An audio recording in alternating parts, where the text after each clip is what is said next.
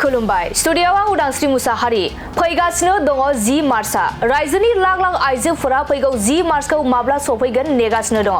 नाथाय रायजोनि लाख लाख आइजोफोरा फैगौ 10 मार्चखौ मानो नेगासिनो बेखौ ब्रेकिंनि गेजेरजों फोरमायलांगासिनो दङ फैगौ 10 मार्चआव रायजोनि अरुणोदयनि मुलाम्फा मोनगिरिफोरा मोननो थांगासिनो 9,000 रां 10 मार्चआ माब्ला फैगोन हांखुर जादों अरुणोदयनि मुलाम्फा मोनगिरिफोर गासै आइजोफोरा नंगौ गासै आइजोफोरनि थाखाय फैगासिनो दङ खुसिनि सम गोसोआव ला 10 मार्चखौ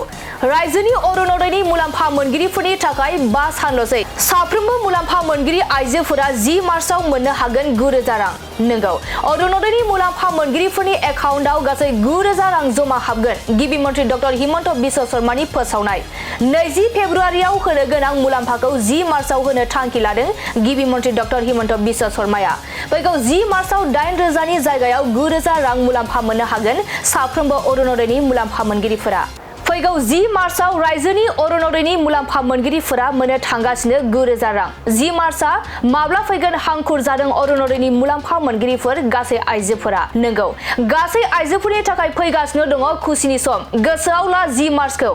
रायजोनि अरुणोदयनि मुलाम्फा मोनगिरिफोरनि थाखाय 5 सानल'सै साफ्रोमबो मुलाम्फा मोनगिरि आइजोफोरा 10 मार्चआव मोननो हागोन 9,000 रां नंगौ अरुणोदयनि मुलाम्फा मोनगिरिफोरनि एकाउन्टआव गासै 9,000 रां जमा हाबगोन गिबि मन्त्रि डक्टर हिमन्त बिश्व शर्मानि फोसावनाय 20 फेब्रुआरियाव होनो गोनां मुलाम्फाखौ 10 मार्चआव होनो थांखि लादों गिबि मन्त्रि डक्टर हिमन्त बिश्व शर्माया फैगौ 10 मार्चआव 8,000 नि जायगायाव 9,000 रां मुलाम्फा मोननो हागोन साफ्रोमबो अरुणोदयनि मुलाम्फा मोनगिरिफोरा गोजोनथाव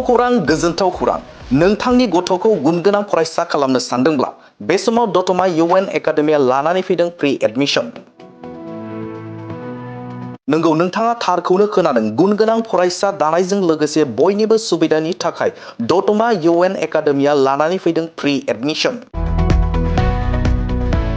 सोलोंथाइ बोसोर 2026-27 मायथाइनि थाखाय KG 1 निफ्राय थाखो 9 सिम प्रि एडमिशना सोलिगासिनो दं दतमा UN एकाडेमि फरायसालियाव गोबां फेसिलिटिसफोर दं जेरै हौवासा आरो हिन्जावसाफोरनि थाखाय आलादा हस्टेलनि खाबु उफ्रा सोलोंथाइ इंलिश स्पकेन गुनगोनां फोरोंगिरि गेलेनाय आयदानि खाबु सावगारि बादायलायनाय आरो आखाइनि हाबा आरो खननाय मोसानाय खाबुफोरबो दं